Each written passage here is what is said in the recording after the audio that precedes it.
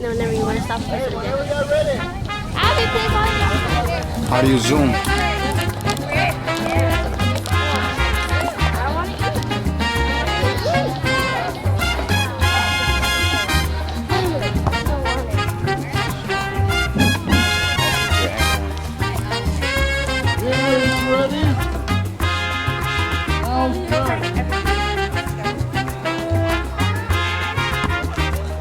Stop recording.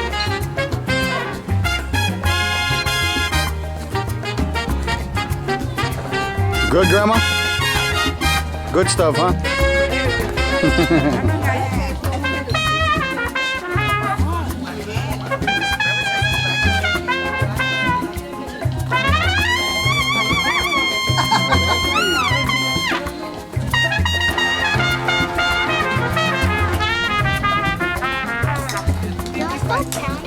Caught you red-handed, didn't I?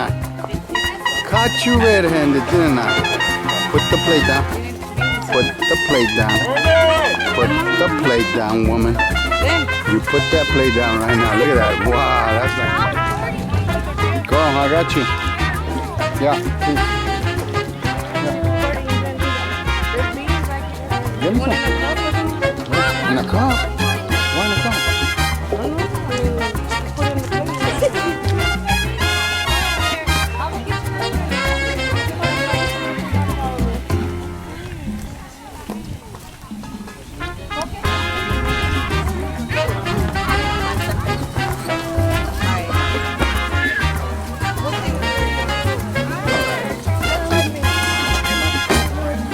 Here, look, Mama, give you one plate and I'll cut it up for all of y'all.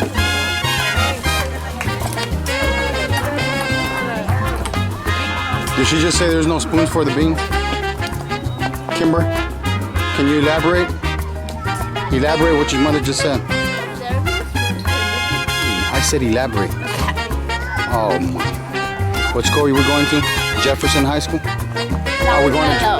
Look at the little boy. No, it ain't. Yes, it is. Long follow me. Well, you need to go to Balaban. It's gonna rain. Oh shit, take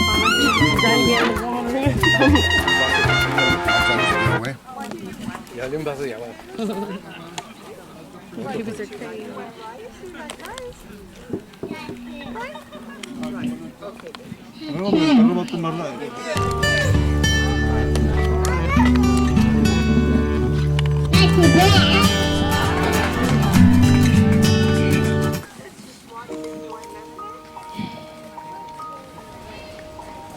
The Ramirez family history for our family reunion 2011. Marcelino Montelongo Ramirez, which was our dad, aka Marcelo, or El Maestro, was born January the 31st, 1920 in Rockdale, Texas, to Bonifacio and Tranquilina Ramirez. Can you understand me? He was the third oldest of 6 siblings. It was Alfredo, Livia, and then my dad, Luis, Trinidad, and Carmela. He right now is survived by one sister only. Her name is Trinidad, we call her Trina. And she lives in Piedras Negras.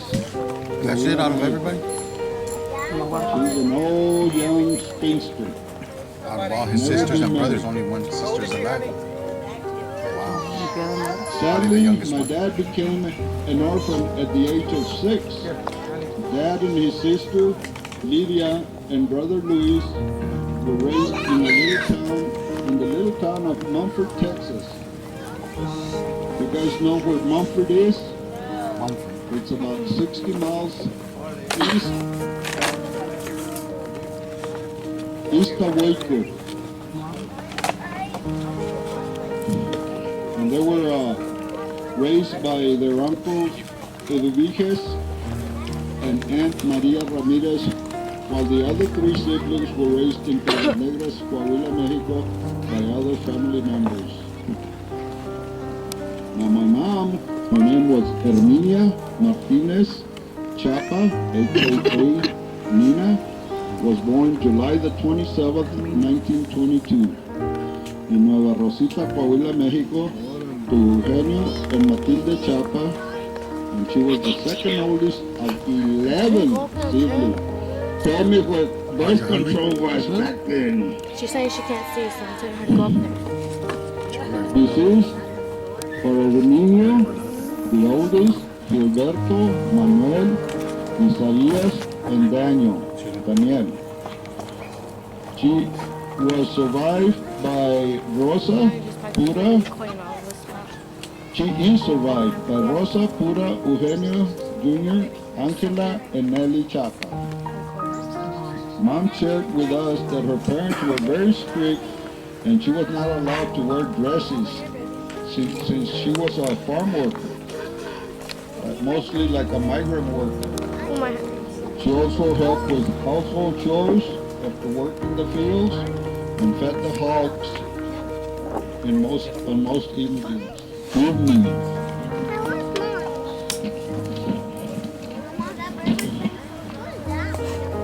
When my dad proposed to Mom, she asked him not to ask for her hand in marriage because she knew her parents would not approve.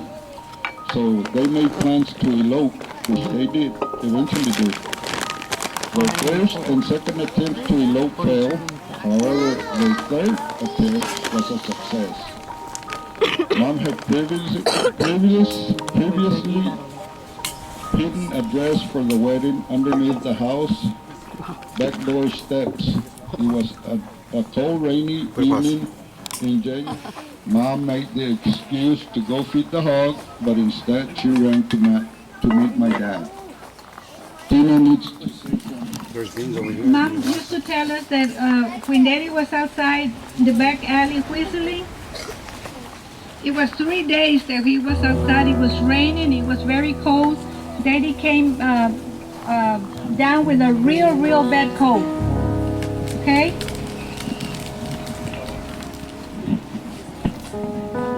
But he took Robitussin.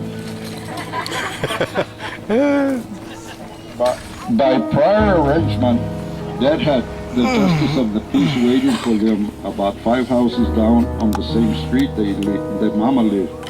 A few minutes later, they were married. It was January the 8th, 1942, in Eagle Pass, Texas. It's wonderful to know that they love and honor each other by marrying immediately before having sex. After they went to their one-room rented house, which was furnished with a kerosene stove and lamp and a pretty dressed-up bed that Dad had made for her. Dad was 21 years old and Mom was 19. None of these 12, 13, 14, 15 making babies. Babies making babies. Oh, wait. Every one of you got an invitation and a schedule of what was going to happen. And this picture, as you can tell, says que es febrero 1942. So they had to dress up, license. They went and dressed up just for that. And they look so cute. It's like Al Capone, 1930s. She says Al Capone, but if you put a machine gun under Dad's arm, you could call it Bonnie and Clyde.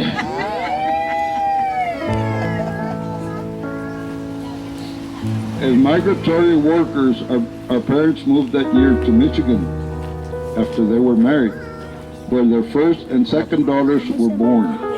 What's your name? Carlos.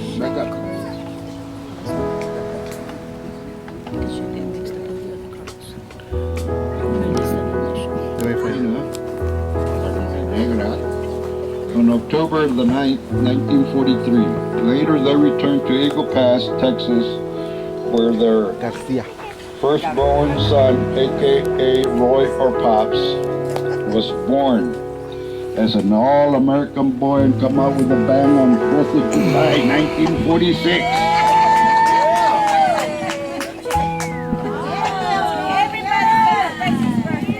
Everybody celebrates my birthday.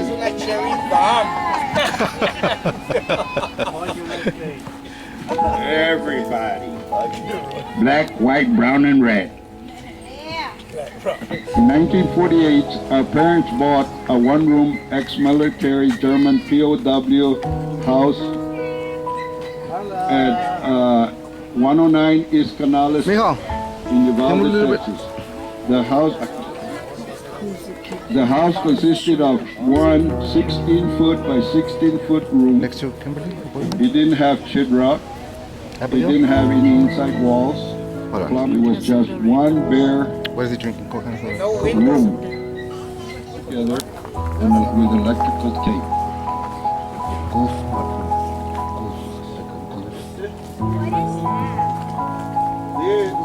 This right here Pero pone goof. is a model of our house.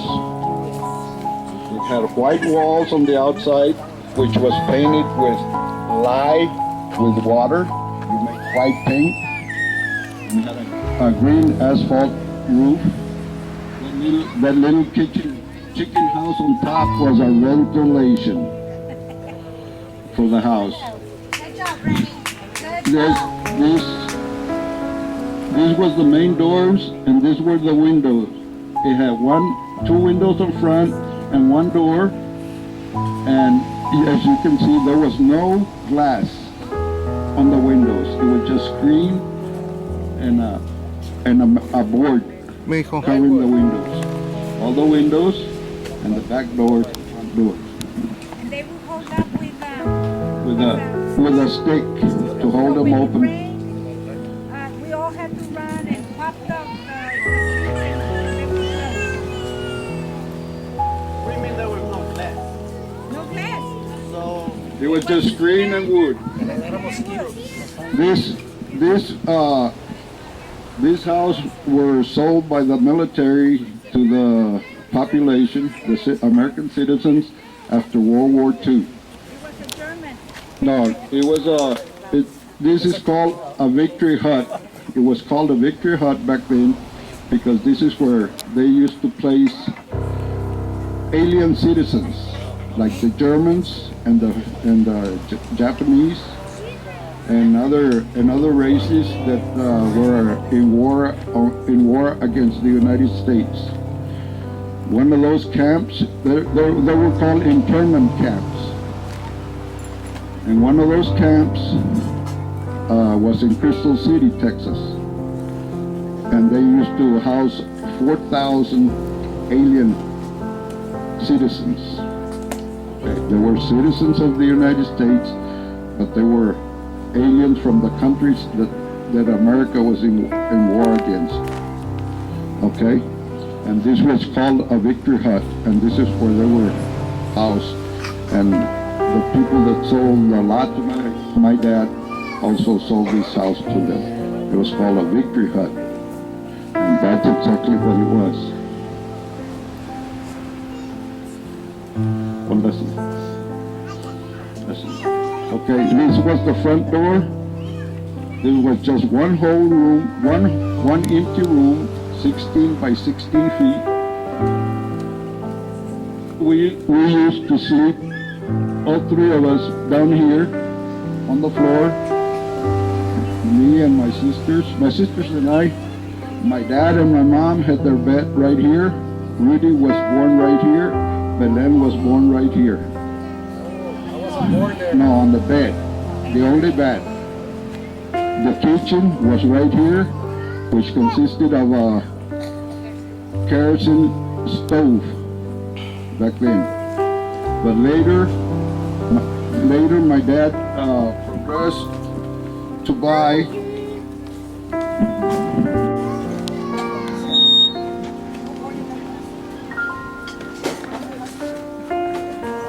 progress back then from a kerosene lamp to a Coleman camping stove. This is the original stove. This right here is the original stove my dad bought for my mom to cook. This was bought back in the 1940s, and I still have it, and it's still in working condition. My mom. My mom used to cook in this.